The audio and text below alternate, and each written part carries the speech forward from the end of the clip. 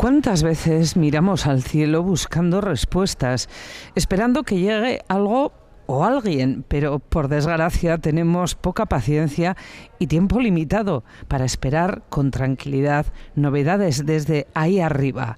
No es fácil llegar a ver a las Perseidas en Euskal Herria, pero cuando esto sucede, algo se remueve en nuestro interior y no hay palabras para esta indescriptible emoción. Ahí arriba están, pero ¿de dónde llegan?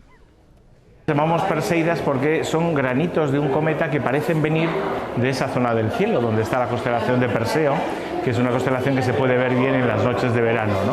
Perseo, Perseidas, ellas tienen otros hermosísimos nombres. Las llamamos estrellas fugaces, las llamamos lágrimas de San Lorenzo. Y al igual que sucede con los seres vivos de este planeta, cada fugaz que vemos es única, ¿no? Cada granito de polvo que entra en la Tierra no vuelve a salir.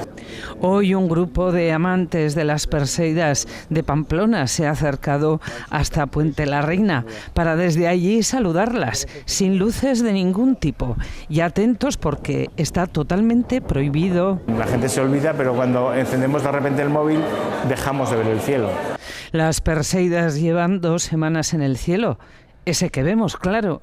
La tradición dice que hay que pedir un deseo cuando vemos una de ellas.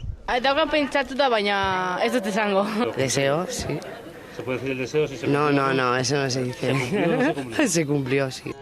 No diremos no cuál es nuestro deseo, pero ¿y si tuvieran las estrellas fugaces el poder de terminar con las guerras en el mundo, si así lo pidiéramos todos a la vez? No lloremos cuando nos despidamos de ellas, porque el próximo año volverán. Bellas lágrimas sin dolor, las de San Lorenzo.